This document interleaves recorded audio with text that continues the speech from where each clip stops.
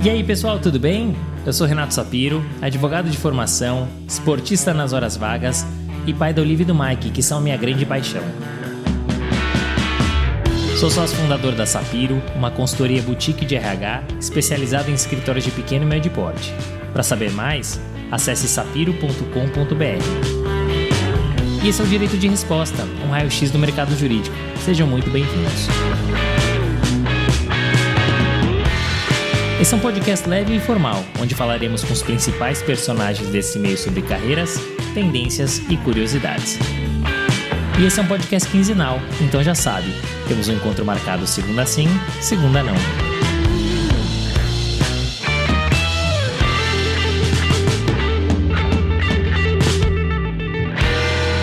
Senhoras e senhores, sejam muito bem-vindos a mais um episódio do podcast Direito de Resposta, episódio que fecha essa temporada. E para fechar essa temporada temos um convidado incrível que vai fechar o episódio número 118. Para quem não sabe, 18 no judaísmo é Rai, que é o número da vida. Então, ninguém melhor do que Moacir Zilbovicius, sócio do Matos Filho há mais de 3 décadas. E olha, tem muita história aí boa para ele contar.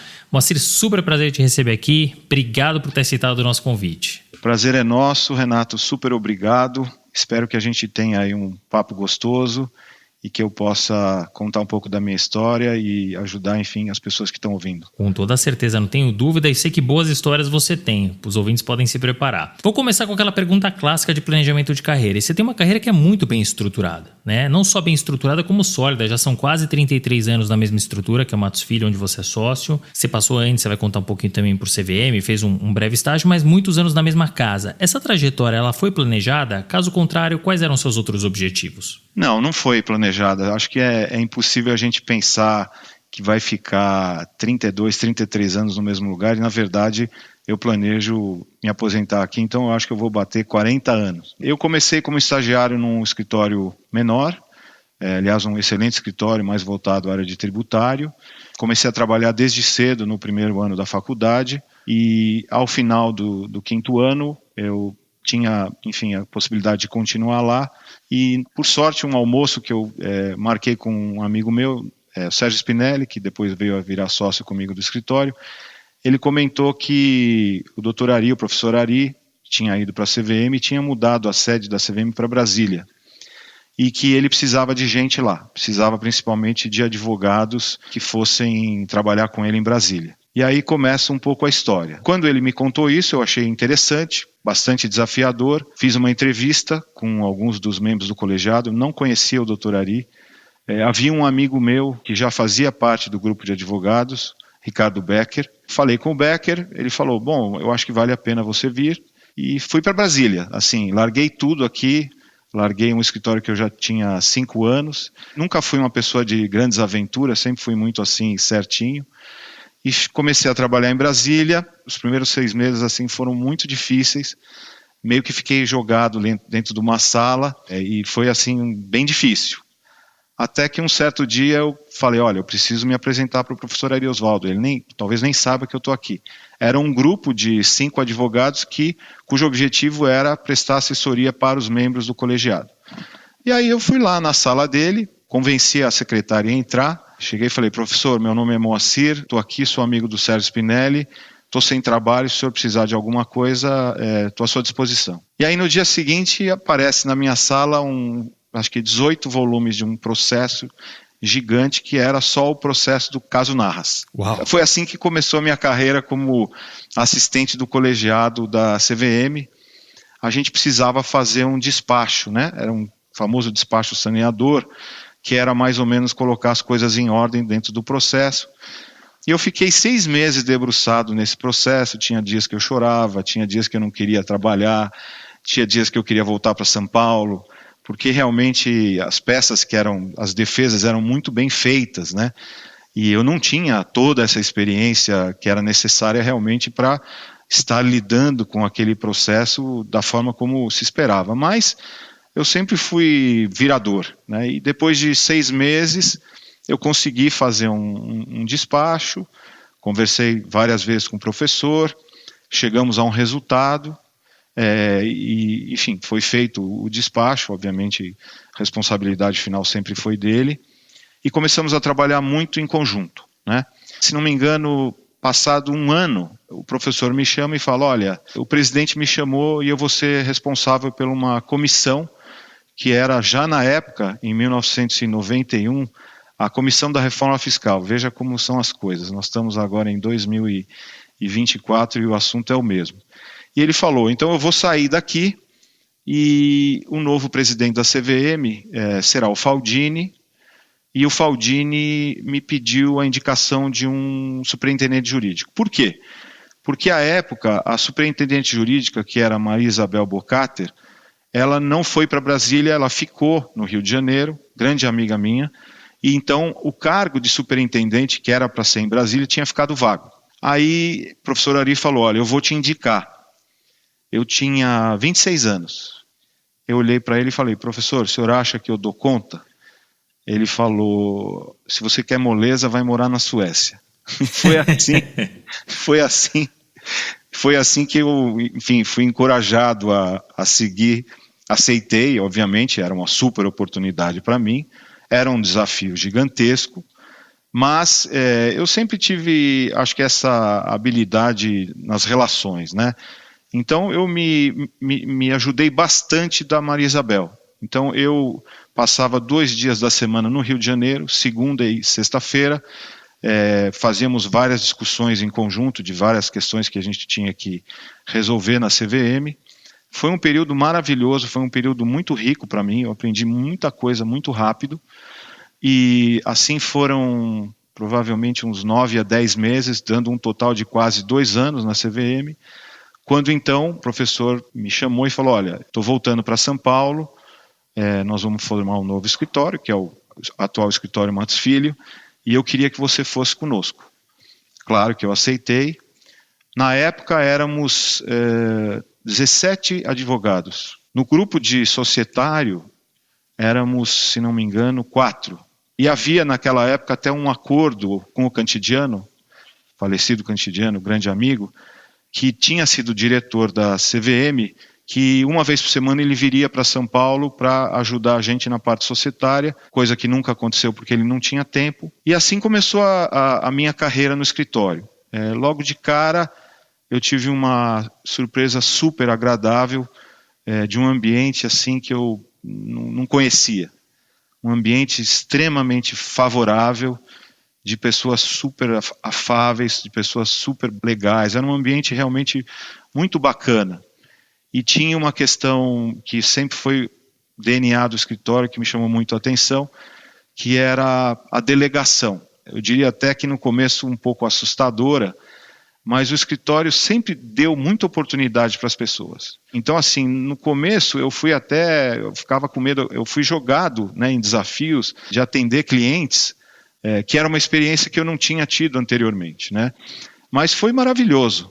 Realmente, desde o início foi um encanto, foi quase que uma paixão à primeira vista.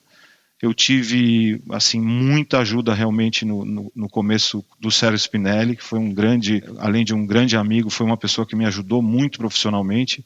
Ele já fazia parte, né, do escritório anterior, então ele era muito maduro, ele já estava acostumado a esse ambiente de pegar os casos e trabalhar e fazer as coisas com independência, né? Então, mais ou menos o começo da minha história, da minha carreira foi por aí. Poxa, que bacana. E já nesse começo a gente tem muita coisa para falar, né? Porque, veja, você tomou um risco enorme, né? Um projeto, estava lá 5 anos, vem para Brasília, na CVM, e você foi. E foi também muito por conta de um almoço com um amigo. Olha como os almoços são importantes. Eu sempre falo que o almoço é importante. Depois você estava lá sem trabalho e na cara e na coragem você foi lá falar com o professor Ari. Quero mais trabalho. Por conta desse trabalho virou superintendente. Um baita desafio. E que te abriu portas para você vir para o Matos Filho, onde você está há mais de 30 anos. Então, é claro que olhando para trás fica muito mais fácil. Mas como as coisas se conectam e como é importante, você falou das relações interpessoais, né, que você tem essa facilidade. Mas se relacionar com as pessoas. Um almoço, uma batidinha na porta lá do professor Ari, de repente você está aqui, claro, com muito esforço, mais de 30 anos de Matos Filho. Como é que foi aquele começo, Moacir? Porque hoje a gente chega lá na Paulista, ou mesmo na Faria Lima, né, as estruturas aqui de São Paulo do Matos Filho, é um colosso, né? Enfim, muitos advogados, muitos profissionais. Mas como é que foi aqueles primeiros dias, a construção? Que desafio que vocês encontraram? E alguma vez você imaginou que o escritório fosse tomar o porte, tamanho e renome que ele tem hoje? Primeiro eu ia fazer um comentário muito interessante do que você colocou. Eu também, às vezes, eu dou uma aula anual aqui na nossa academia que fala sobre relacionamento com clientes. E eu acabo abordando muito essa questão do relacionamento com o cliente interno. A necessidade de a gente investir nas pessoas, nos relacionamentos com os sócios, etc. E várias vezes eu fico assustado com isso que você comentou. Você falou assim, o que será que teria sido da minha vida se eu não tivesse tido aquela iniciativa de bater na porta do professor Ari? Eu não sei. E tem mais uma outra história que envolve também um outro trabalho, que rapidamente que eu estava fazendo para ele, que era uma discussão super difícil e que depois de eu relatar o trabalho, ele falou, olha, eu sei que tem um professor tal que escreveu sobre isso. Eu vou ligar para ele. Eu falei, não precisa ligar, eu já falei com ele. Ele olhou e falou, esse rapaz é folgado, no mínimo é esse que eu quero ter do meu lado, né? Por quê? Porque eu fazia as coisas assim, eu fazia sempre, procurava fazer algo mais.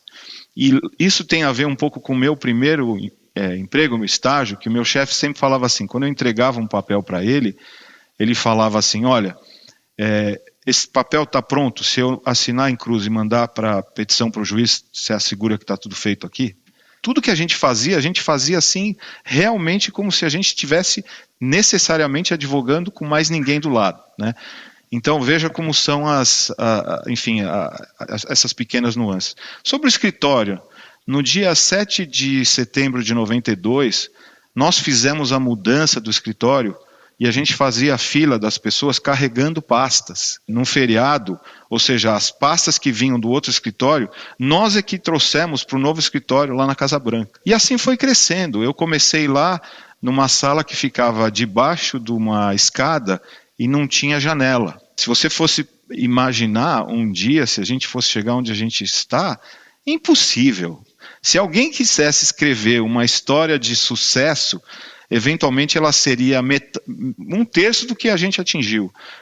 Os sócios fundadores, quando criaram o escritório, tinham, talvez até o Roberto, que já passou por aqui, tenha falado, era para ser uma boutique de mercado de capitais e um escritório de tax litigation. Veja o que onde a gente foi parar, né? Então, realmente é uma história muito bacana, bonita, e para mim a oportunidade específica de ter vivenciado tudo, né? Realmente tenho muito orgulho de ter visto tudo isso. Digo a você, inclusive, que momentos muito difíceis, muito poucos. Alguns momentos muito agudos, complexos, mas a grande maioria do tempo é uma história muito gostosa de viver, sabe? Me sinto muito privilegiado de fazer parte do escritório. Não, com toda certeza. E a tua história certamente se confunde com a do Matos Filho. Você está lá desde o início, né? Isso é muito legal. Pois é. E me chama a atenção porque, como você bem colocou, você passou por tudo, né? Então você chegou lá no escritório, você foi colecionando promoções, se tornou sócio... 1997, né, se não me engano. Sim. Depois comitê executivo, presidente do comitê. O que você acha que contou para essas sucessivas promoções? E o que mudou no dia seguinte, lá em 1997, quando você foi convidado para se tornar sócio? O que mudou? Olha, um pouco na linha do que eu comentei, como o escritório sempre teve essa cultura de delegação, desculpa, não sei se tem outra forma de falar, a gente ia com tudo. Ou seja, eu pegava uma pasta... sempre tinha assistência do sócio, mas a gente fazia o trabalho, né? Então, quando eu virei sócio, do ponto de vista prático do dia a dia, não mudou muito, porque eu já estava nesse ritmo de tocar as coisas de forma bem independente, né? O que mudou, por exemplo, é a pressão de começar a ter que trazer casos, de começar a ter que ter realmente um relacionamento direto com novos clientes, também especialmente começar a pensar no escritório não só como um advogado, mas sim como um sócio que precisava entender da estrutura, começar a participar da gestão. Eu sempre gostei disso, não tinha nenhuma experiência de fato, mas eu na época comecei a frequentar nosso comitê, que era na época chamava-se CONDIR, Comitê Diretivo, né? E fui ficando no comitê, E acho que passados uns 13 anos, mais ou menos na conta aí, eu então fui convidado para ser o presidente. O que é importante deixar bem claro, a figura do presidente do Condir não tem absolutamente nada a ver com a figura do managing partner que tem o escritório hoje, que tem outros escritórios. Era só uma função mais administrativa. Nós fazíamos as reuniões do comitê e algumas questões que eram decididas ali, eu de certa forma fazia meio de campo com a área administrativa. Por que me convidaram? Dentro da filosofia do escritório, que sempre foi abrir espaço para os mais jovens. Realmente, eu diria que esse é um mérito dos fundadores do escritório que, assim, não tem preço. Eles poderiam ter ficado como presidentes, né, do comitê, ou até hoje, mas eles sempre tiveram em mente a necessidade de abrir espaço para os mais jovens, de treinar os mais jovens, e com isso chegou em algum momento que eles falaram, olha, vamos chamar o MOA, né, como eu sou conhecido aqui internamente por muitos, e foi muito interessante para mim. Depois, nós fizemos toda essa mudança do modelo, e aí é um capítulo à parte, eu diria. Não, muito bacana. E o que você está trazendo, você fala um pouco de sucessão e de poder. O Quiroga esteve aqui e uma frase dele ecoou no mercado, que ele fala, se você quer crescer, você tem que dividir dinheiro e dividir poder. E muitos escritórios, eles encontram dificuldade talvez por não fazer dessa forma, mas mais do que isso, não fazer sucessão. Quando você abre espaço para as pessoas mais novas, você já começa a fazer sucessão, né? Então, que é o que tem que acontecer numa empresa, o que tem que acontecer num escritório. Então, não à toa, enfim, você assumiu a presidência lá do comitê ou do conselho, não à toa você está há tantos anos aí no escritório, como tantas outras pessoas. Então, é muito interessante de ouvir isso. Você acabou frequentando o Condir, né? Ali o comitê. Mas como é que você se preparou para essa função? Eu sei que o convite ele veio muito por conta de você estar ali no dia a dia, né? De abrir portas para profissionais mais jovens. Mas você fez alguma coisa para se preparar para essa função que é tão sui generis para nós advogados? Não. Eu acho que é um aprendizado que você, sem perceber, você vai absorvendo. Nunca me imaginei fazendo isso. Confesso a você que depois de um tempo não é um trabalho tão difícil. Você começa a entender a engrenagem, você começa a entender os números, eu sou uma pessoa que gosto muito da parte de marketing, a parte de recursos humanos, que é uma coisa que eu acho que eu lido muito bem. Então, a gente fazia muita reunião, sabe? Depois que mudou para o Comex, a gente fazia muita reunião, eram reuniões longas, até engraçado que às vezes a gente brigava muito. Teve uma época em que a gente chamou uma pessoa externa para fazer uma avaliação de cada um deles, para dizer, olha, você precisa melhorar aqui, você precisa melhorar ali, etc, etc. E na época a pessoa chegou para mim e falou, olha, amor, tua questão é o seguinte, você é um general pronto para matar uma mosca. Ou seja, você precisa escolher melhor as suas brigas porque você não precisa brigar por tudo. Mas foi um período, sempre foi muito rico, eu sempre realmente gostei da participação na área administrativa ou de gestão, porque a gente via as coisas acontecer, né? Então é muito interessante quando você discute e implementa. Eu acho que o que o Roberto falou, Quiroga falou, é que uma coisa é você discutir e se você não abre mão do poder, você não implementa. Então gera uma frustração. Quando você divide o poder, você discute e implementa, você faz com que as pessoas fiquem ainda mais incentivadas a participar disso, né? E eu posso te dizer francamente, quando foi mudado o modelo em 2009, e aliás foi uma iniciativa do próprio Roberto, os sócios fundadores deixaram dinheiro na mesa, e não foi pouco dinheiro. Isso é coisa assim, quase que inimaginável, mas foi feito porque eles acreditavam que era a melhor forma de dar perenidade ao negócio e também dar espaço aos mais jovens. Eu diria assim, uma coisa que eu aprendi no escritório, e realmente não é demagogia, pode até soar estranho. A grande maioria das pessoas que trabalharam no escritório nunca trabalharam pensando especificamente em dinheiro.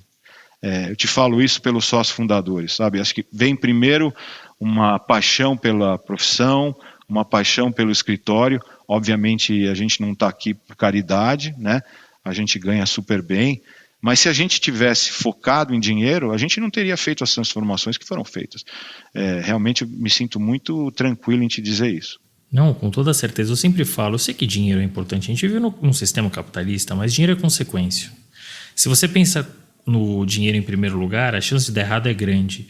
E eu imagino mesmo a dificuldade, né? Deixar dinheiro na mesa em prol do negócio para ganhar lá na frente. Aí a gente para e pensa, volta a 15 anos atrás, em 2009, quando teve essas mudanças. Qual era o tamanho em 2009? Qual é o tamanho agora do escritório? Né? Qual era o tamanho do faturamento? Qual que é agora? Então você vê que, de fato, são decisões difíceis demais de serem tomadas, mas, ao mesmo tempo, benéficas para o negócio. Né? E você participou, Moacir, ativamente dessa mudança, que é uma mudança muito impactante, né? Que o próprio Roberto Quiroga comentou no episódio conosco, né? Uma iniciativa dele. Como é que foi esse processo de mudança? Que impacto você sentiu dentro do escritório e até para fora do escritório? De novo, acho que a gente não sabia medir o resultado. É um impacto absurdo, pessoal, profissional, externo e externo. Primeiro, o próprio processo de mudança foi muito enriquecedor do ponto de vista profissional. Nós fizemos isso de uma forma realmente muito séria. Nós fomos a Nova York, um grupo de 4 sócios, dos quais eu fazia parte. Entrevistamos vários consultores externos, escolhemos um consultor externo e aí começamos a fazer um trabalho, várias discussões, até concluirmos o que seria o modelo apropriado para nós. Na época, tudo isso era muito novo aqui no Brasil, tá?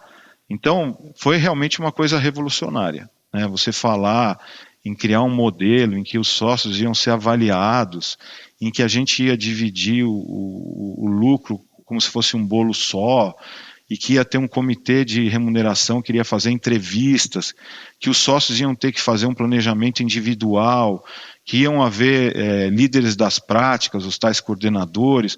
Era toda uma série de novidades. E o que sempre foi dito lá pelo nosso consultor, ele falava assim: fazer a mudança será mais fácil do que implementá-las.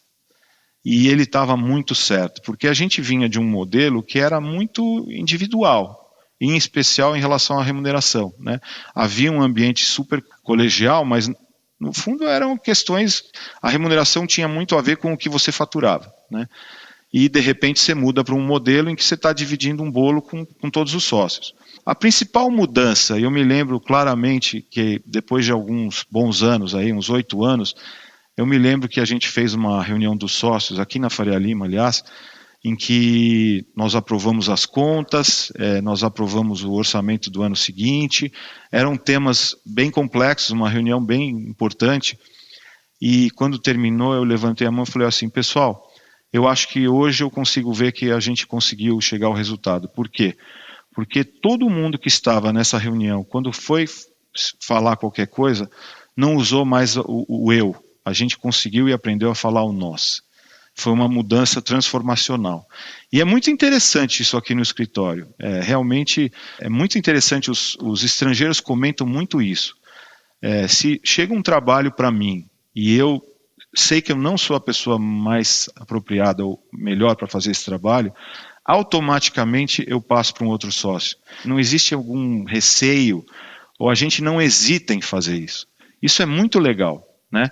E acabou que isso é uma coisa muito automática aqui entre nós. A gente nem percebe algo que é desafiador nas estruturas em geral. Talvez não só nos escritórios de advocacia.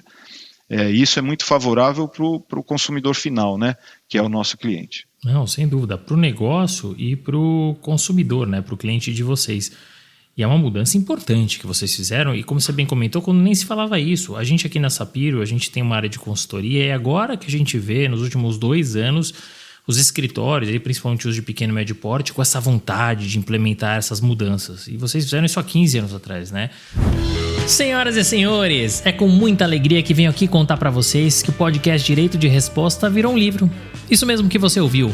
Já está vendo o livro Direito de Resposta, com 13 dos 69 episódios das 3 primeiras temporadas, com trajetórias distintas e histórias que se complementam de carreiras bem-sucedidas no mercado jurídico. Para você que quer ler, reler, anotar, rabiscar, sublinhar e usar todas as informações que estão disponíveis em nosso podcast. O livro Direito de Resposta já está disponível nas principais plataformas, como na Amazon. Então entra lá, compre o livro, tire uma foto, marque o @sapirolegal no Instagram e não deixe de avaliar.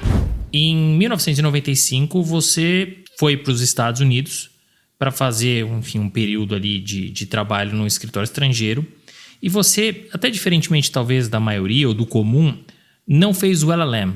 Por que você acabou decidindo por esse caminho? E na tua visão, o LLM ele é fundamental, ele é importante para o sucesso profissional? Para fechar essa pergunta, o que você aprendeu nesse tempo de escritório e que você trouxe na sua bagagem de volta para o Brasil? Bom, primeiro, a minha ida não foi planejada, são aquelas coisas que vão acontecendo.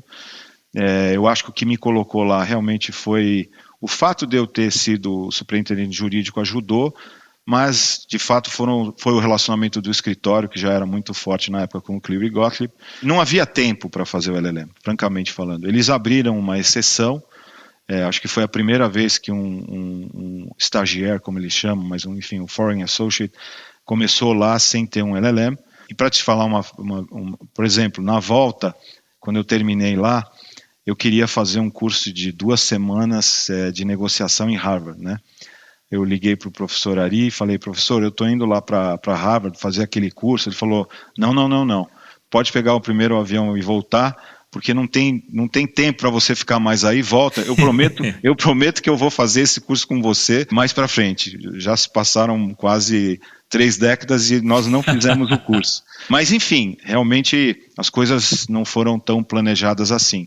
Sobre o LLM, eu acho que o mais importante, eu sempre falo isso para as pessoas que vêm conversar comigo, eu acho que o mais interessante é a experiência de vida. Eu acho que é muito interessante. Eu acho que, principalmente no começo da carreira, já sabendo que você vai ter uma vida que poucas oportunidades como essa surgirão em termos de tempo, eu incentivo. Eu acho que é muito bacana você ter a oportunidade de morar fora, de você viver a experiência universitária, de você criar relacionamentos profissionais que no futuro serão importantes, e são mesmo. Eu vejo vários colegas meus de escritório que mantêm relacionamento, um sócio meu que eu me recordo aqui, tem um colega da faculdade da época que é japonês, ele mantém um relacionamento com esse advogado e eles trocam figurinhas desde então, né? Então eu super incentivo. Acho que eventualmente também uma coisa que pode se pensar, talvez é sair um pouco do lugar comum, né? Então se está todo mundo fazendo LLM nos Estados Unidos ou na Inglaterra, será que não era o caso de se pensar em fazer um LLM em Singapura ou em outros lugares, né? Para criar algum diferencial. Eu não fiz nenhuma análise específica sobre isso, mas acho que a gente sempre procurar caminhos ainda não muito visitados pode ser interessante em termos de oportunidade, né? Não, sem dúvida. E coaduna até com que um dos nossos recentes entrevistados falou, que é o Marcelo Inglês de Souza, que enfim, trabalhou muito tempo no Demarest, tem o escritório dele. Ele olhou para os sócios e viu que boa parte deles tinha feito LLM, falou, vou fazer. Mas ele viu que também muita gente foi para os Estados Unidos, o que ele fez foi fazer na Europa. Então, ele tentou, justamente na linha do que você está trazendo, mudar um pouquinho o caminho, né? E eu acho que é isso, acho que o LLM, o grande ganho, eu acho que é cultural, né? A gente entrevistou recentemente a Mariana Parglender, que, enfim, primeira brasileira depois de muitos anos, que é professora de Direito em Harvard, e eu fiz essa pergunta para ela como professora. Ela colocou numa ordem invertida, ela falou do conteúdo e tal, e depois da experiência. Mas quando a gente pergunta realmente ali para quem está no dia a dia da advocacia, o grande ganho de fato é a questão cultural, a troca, o networking que você acaba tendo, né? Porque muito também você vai aprendendo ali no dia a dia, né? A gente vai falar bastante da tua experiência aí com o M&A, você vai ali no dia a dia, né? São quase 33 anos de Matos Filho, né? Eu imagino, dá para ver claramente, Moacir, que você é um cara que gosta muito do escritório, que tem um carinho muito especial. Mas eu imagino que ao longo desses 33 anos, primeiro você deve ter recebido inúmeras propostas, inclusive de clientes. Primeira pergunta, o que te fez ficar? Segunda delas, mesmo tendo gostado ou gostando demais do escritório, poxa, são 33 anos, né? O que você faz para se reinventar e se manter motivado? Olha, eu tive poucas e boas propostas, pelo menos umas 2 que foram bem tentadoras, e eu tenho certeza que a grande maioria dos meus sócios do meu grupo também já sofreram um bom assédio, né? Eu nunca nem sequer pensei em mudar. Tal o meu envolvimento e como eu realmente gosto tanto daqui, que eu nunca me vi saindo daqui. Talvez isso até possa ter sido em algum momento, pensando de outra forma, prejudicial, né? no sentido de você pensar, bom, você precisa também estar sempre aberto a novas oportunidades, mas eu acho que no final eu acertei em cheio. Teve uma específica que eu obviamente não posso falar nomes, mas assim, a pessoa, me foi pedido para encontrar uma pessoa e eu falei que eu não ia, e a pessoa falou, olha, por favor, vá conversar, porque senão fica mal para mim, né? E eu falei, tá bom, eu vou conversar. Quando eu cheguei no lugar, a pessoa fala assim, olha, eu já tenho tua ficha, já sei tudo sobre você, eu quero saber se você está disposto a conversar sobre grana. Eu falei assim, olha, eu vim aqui tomar um café, prazer em te conhecer, mas eu não tenho interesse. Então, é bom a gente saber, né, que o mercado olha para a gente com bons olhos e reconhece Claro. o nosso trabalho. Sobre me manter motivado e me reinventar, acho que a motivação principal é querer participar de projetos transformadores, né? E aí eu falo realmente da parte profissional. Poder participar de operações de M&A que possam transformar, que possam criar novas ideias, né? De você olhar um projeto e falar, poxa, eu participei desse projeto, foi feita a primeira fusão de 2 companhias abertas, apesar de um nome ser usado todo momento, de verdade são poucas, talvez uma vez só que foi feita uma operação de fusão necessariamente. E poder botar o seu nome nisso dá uma satisfação especial.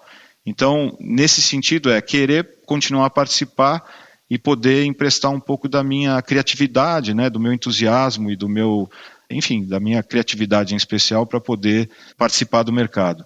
E me reinventar, isso é mais difícil. Essa é uma questão que, até começando a bater nos 60 anos, é um processo que eu não estou parado, né? Aos 65 anos no escritório a gente tem aí uma aposentadoria compulsória, são 7 anos, mas a gente pisca o olho e vou chegar nos 65, né? Eu tenho pensado um pouco o que eu vou fazer da minha vida, mas eu não tenho nenhuma certeza. A única certeza que eu tenho é que enquanto eu estiver aqui no escritório eu tenho sangue para continuar a trabalhar, tenho vontade de trabalhar e assim segue. O processo de me reinventar vai depender um pouco do que vem acontecer nos próximos anos. É isso, a gente pisca e passa, né? Minha filha nasceu outro dia, vai fazer 6 anos. Meu filho nasceu outro dia, vai fazer 2 anos. Você piscou, foi, né? E é curioso essa questão da aposentadoria, né? Hoje 65 anos é muito jovem, a gente vê, assim, você falou, tô chegando aos 60, tá, cara, super bem.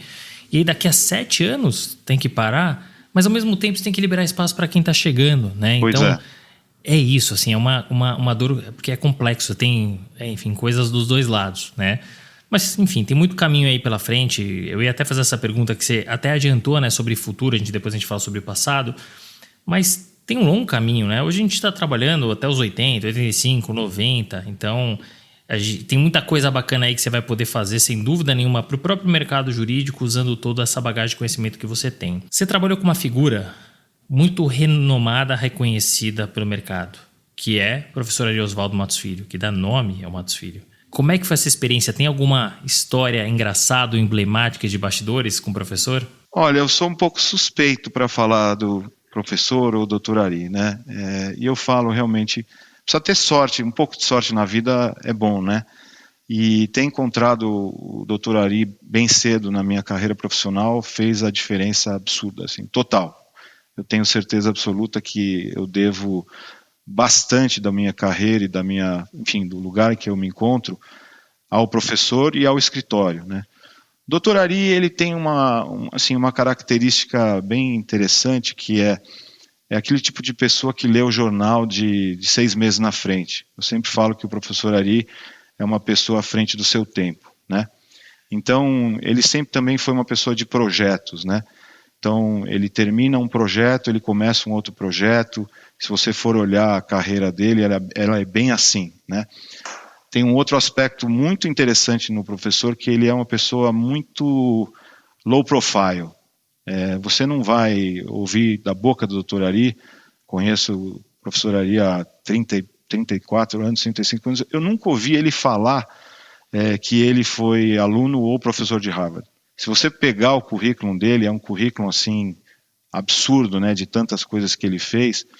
Ele é muito humilde e ele gosta muito de estar do lado dos jovens. Então, aquela questão específica de abrir espaço. Então, assim, uma coisa que é super, quem está muito tempo no escritório sabe, sempre acontecia isso com o Dr. Ari, era assim. Então, vamos supor que ele tenha uma questão trabalhista da casa dele, alguma coisa assim.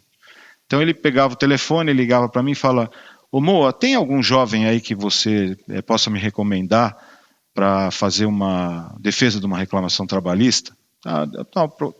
Doutor Ari, procura o fulano de tal.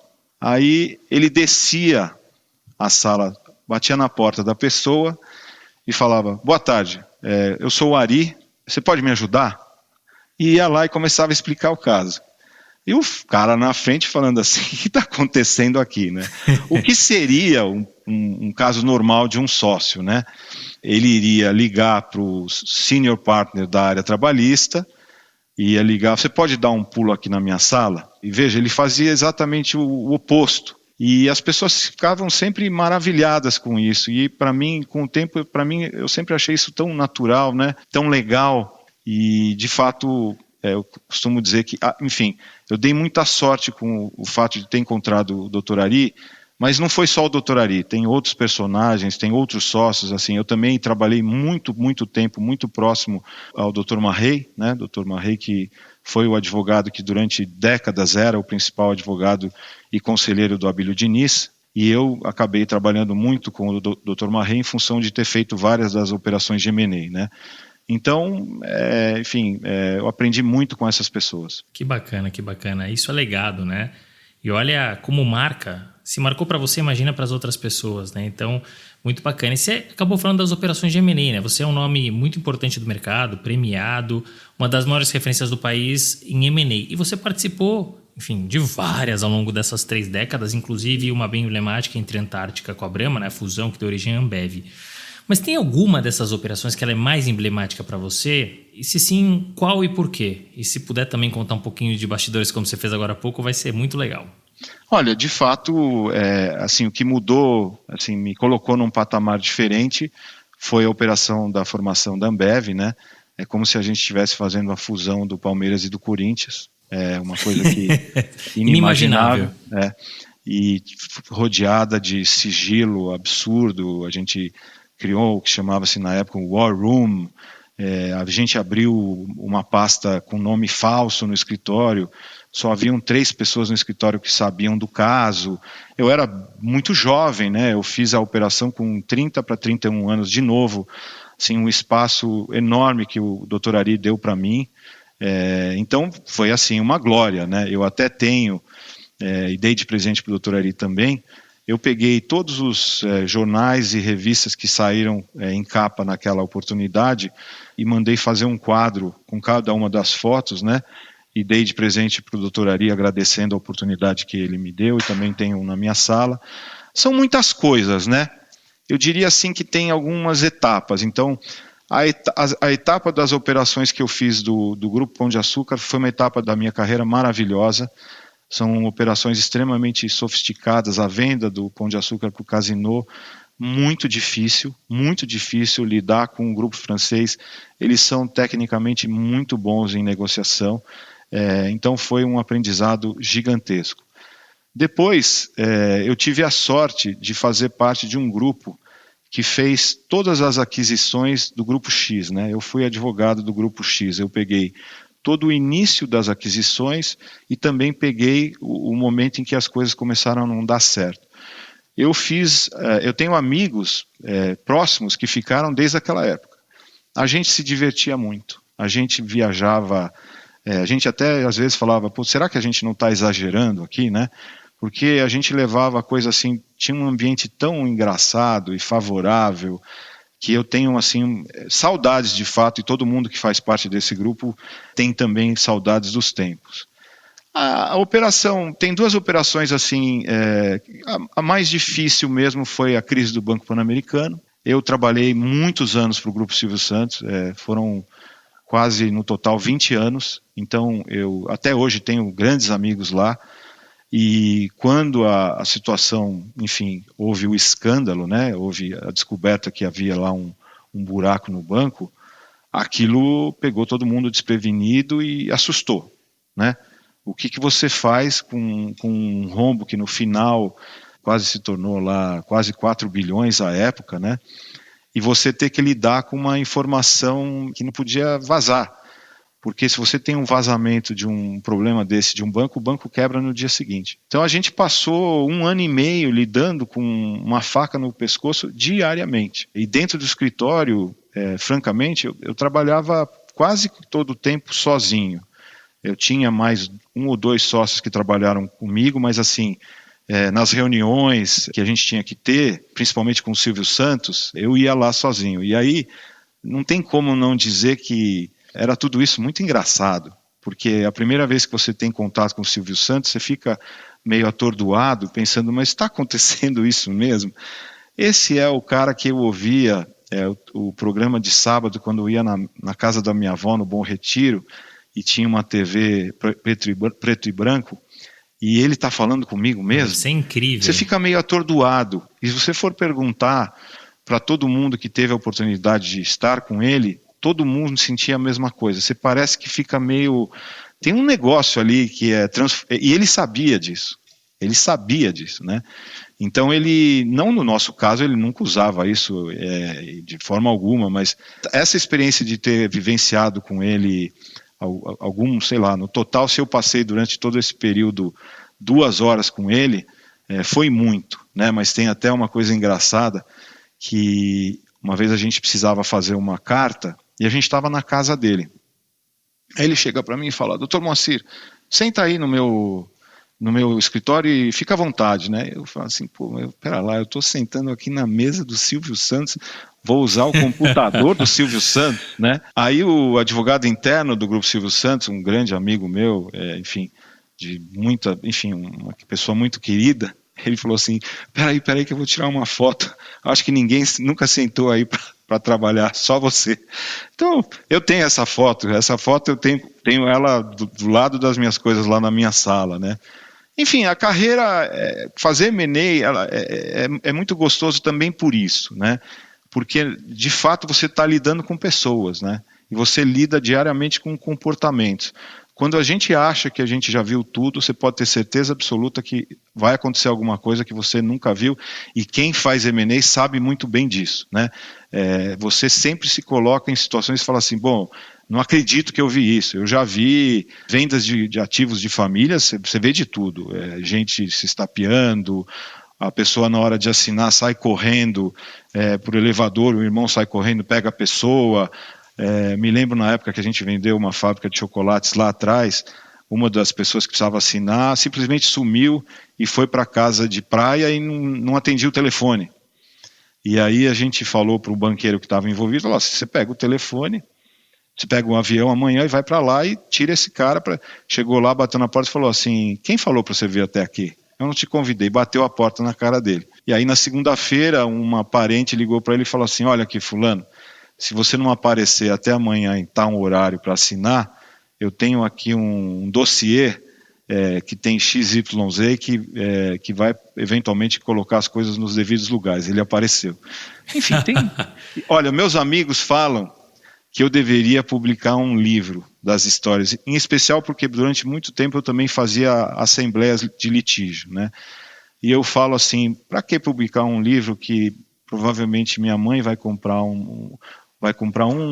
minha esposa vai comprar outro, não vai ter grande saída. E até contrário, porque a gente não pode dar os nomes, né? Então perde a graça. Não, mas muito legal, assim, são coisas muito interessantes que você vivenciou. Poxa, Brahma e Antártica, né? Quem que poderia imaginar? Se um dia chegasse assim, ó, o Corinthians vai fundir com o Palmeiras, eu falei, inimaginável, não vai acontecer. Ao mesmo tempo, Pão de Açúcar e Cassino, que realmente, assim, foi um negócio muito emblemático. E o Silvio Santos, que é o Silvio Santos, né? Então imagina ele chegando lá, oi, vem pra cá, Moacir, senta na minha mesa aí. Então, deve ser um negócio, assim, ele é uma figura, assim, realmente, eu nunca tive a oportunidade de estar com ele, mas... É um cara muito diferenciado, né? Tanto que quando saiu lá para a presidência, enfim, depois acabou a candidatura, não pôde seguir em frente, mas é um cara que estava crescendo e que poderia, inclusive, ter sido presidente do Brasil. Então, eu imagino tudo isso que você vivenciou. Muito legal, obrigado por ter compartilhado com a gente essas histórias. Você conhece a Sapiro? Nós somos uma empresa focada no mercado jurídico, especialmente em escritórios de advocacia de pequeno e médio porte, e que tem 2 pilares, recrutamento e consultoria. Acabando este episódio, acesse sapiro.com.br e saiba como podemos te ajudar. Você é um cara que é referência, Moacir, na área de M&A. E já que esse é o último episódio do ano, conta pra gente como é que foi essa área em 2024 e qual que é a expectativa para 2025. Olha, tem essa história de você olhar o copo mais vazio ou o copo, enfim, mais cheio. Eu acho que o ano foi regular. Eu acho que a gente, na área de M&A, se acostumou um pouco mal. A gente teve aí uma década de muito trabalho, muita coisa acontecendo, e aí quando eventualmente você tem alguns anos que são mais normais, você acha que não está indo bem. Dizer que foi muito bom seria uma mentira, né? Mas o escritório não está parado, e o mercado não está parado. O mercado de M&A hoje é um mercado grande, né? Ele, eventualmente, você tem outros tipos de operações. Então, hoje, se fala muito em reestruturação, então tem muitas operações de M&A envolvendo reestruturação. A área de energia e infraestrutura continuam indo super bem, tem operações de M&A. Outras nem tanto, operações envolvendo companhias abertas, que normalmente têm troca de ações, as empresas têm os valuations hoje depreciados, então são poucas operações dessa natureza, né? Mas a gente até sabe por quê, porque tem uma incerteza, tem um cenário econômico não muito favorável, tem um país que é dividido politicamente, que não ajuda em nada, né? Mas assim, o mercado está olhando para o Brasil e, enfim, não é. Você até deve ter lido o jornal de hoje, tem uma entrevista, acho que de um parente seu, né? Que diz que o governo está fazendo uma escolha que pode ser perigosa, mas é assim, o governo precisa realmente sinalizar de uma forma mais efetiva que quer ir atrás do ajuste fiscal, né? Então, assim, o mercado internacional está de olho nisso. Eu acho que 2025, melhorar ou não, também depende disso. Eu acho que não será um ano ruim, como eu falei, tem operações, o ritmo não é mais um ritmo acelerado, não é aquela loucura de sair fazendo deal de M&A todo dia, mas eu acho que é essencial essa sinalização do governo de que realmente é muito importante você atingir as metas fiscais, e até aqui existe uma incerteza e uma dúvida no mercado. É isso, é uma área que é muito sensível, né? As coisas estão acontecendo no mundo e aqui, politicamente e economicamente, né? Então, pois é. Esperamos aí que as coisas melhorem para que essa área, que é uma área tão relevante e importante para o país, possa se aquecer ainda mais, né? Mas eu concordo com a história do mal acostumado, né? Porque foram tantos anos bons, né? Que qualquer oscilação a gente acha que é ruim. Eu costumo fazer a brincadeira que advogado de M&A é que nem surfista de onda grande, né? Então é entre aspas, um infeliz que fica lá no computador olhando onde vai ter onda grande. E aí, quando ele percebe que tem um lugar que vai ter onda grande, ele pega um avião e vai até lá. Ou seja, é um viciado em adrenalina, né? Então, às vezes, quando não tem uma onda tão grande, ele acha que não está acontecendo nada. Mas tem um mercado, tem coisa acontecendo. Eu acho que tem que também haver um certo ajuste da nossa expectativa, né? Então, acho que é um momento que não é um momento que pode ser brilhante, mas não é um momento tão ruim assim. Muito bom, obrigado por ter compartilhado conosco. Você contou um pouquinho do futuro, né? Sobre o que será que você vai fazer depois que você se aposentar, né? Que você sair do Matos Filho, que vai depender muito desses 7 anos. Mas olhando para trás, toda a tua carreira, tem alguma coisa que você se arrependa ou que você teria feito diferente? Olha, acho que tem assim sempre aquela questão que a gente tem que fazer uma distinção entre o que a gente pode ser, né, e o que a gente pode mudar. Quando eu digo o que a gente pode ser, é que eventualmente eu gostaria de ser uma pessoa muito diferente do que eu sou, mas eu tenho as minhas limitações, né? Então, dentro do que eu posso ser, eu diria que eu poderia ter sido menos exigente comigo, com as pessoas que trabalhavam comigo. Acho que eu sempre fui uma pessoa muito exigente demais, né? Hoje eu acho que eu mudei bastante, mas eu era muito exigente. Também fiz um comentário aí, a questão lá do general pronto para abater uma formiga. Eu acho que com o tempo você vai aprendendo, e acho que esse realmente é um calcanhar de Aquiles que eu tenho, de estar pronto para qualquer debate. Eu acho que a gente tem que se acalmando, né? Deixando certas coisas que não são tão relevantes de lado, mas isso é o tempo que vai fazendo com que a gente, enfim, mude um pouco a personalidade.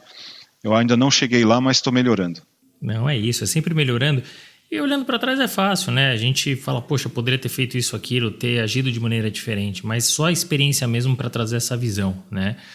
Você contou muito do Moacir na PJ, né? De toda essa experiência vence para você chegar até aqui. Mas quem é o Moacir na PF? O que você gosta de fazer? Olha, que eu sou? Precisa perguntar para os meus amigos, certamente depois eles vão falar que eu estou mentindo, mas o que eu acho que eu sou? Eu sou um cara apaixonado pelos meus amigos, eu sou um coração mole, apesar de ter às vezes essa cara meio de muito sério, eu sou o oposto disso, né? Eu tenho um coração realmente bem mole.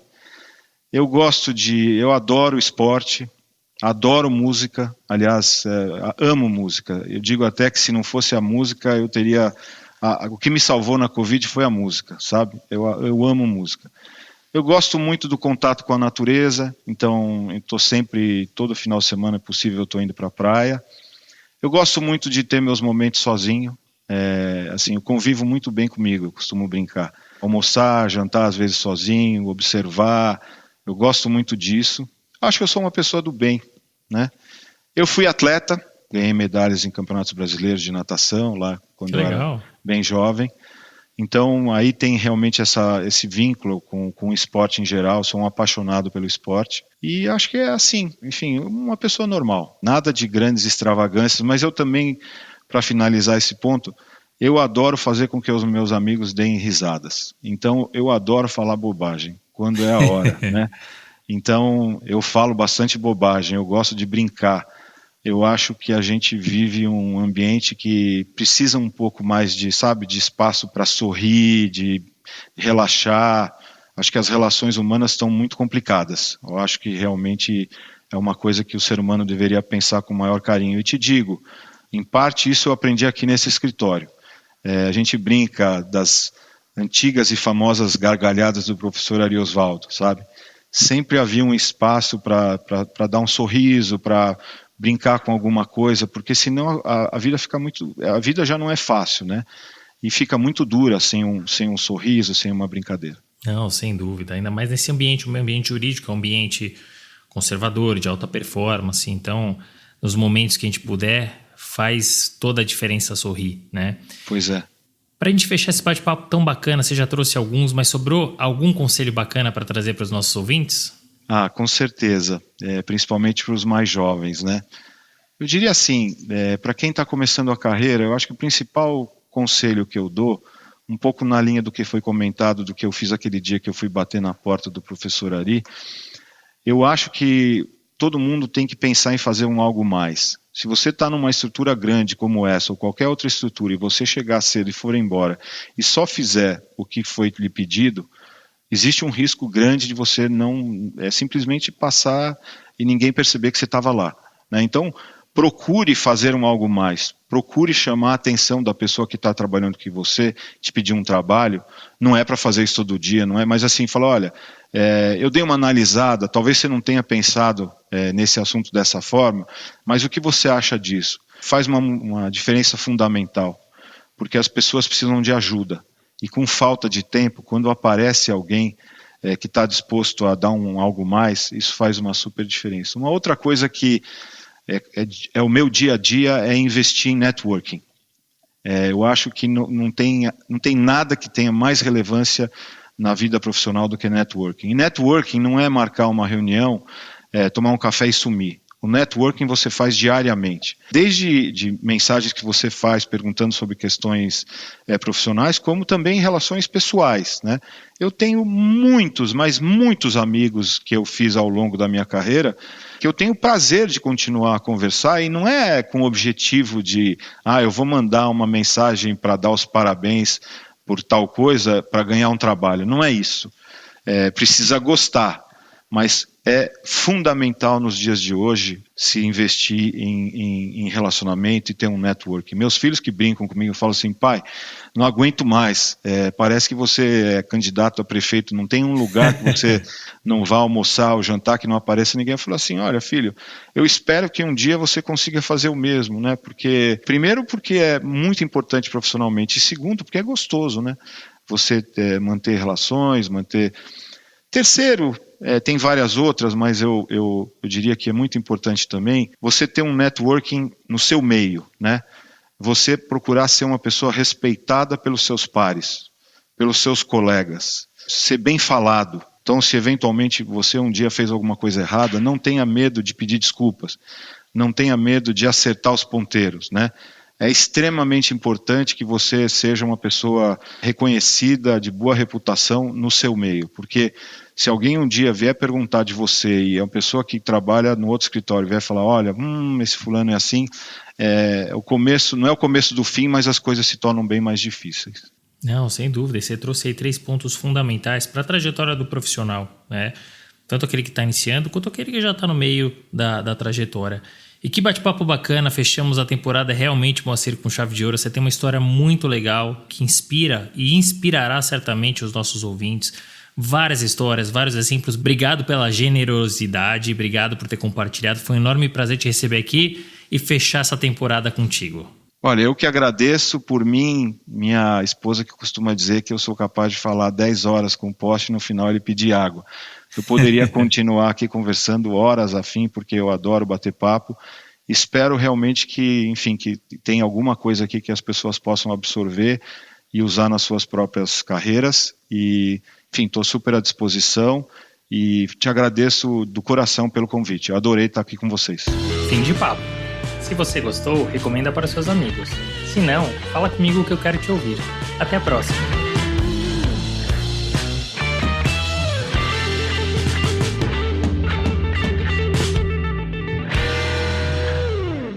Este podcast foi editado por Felipe Mux.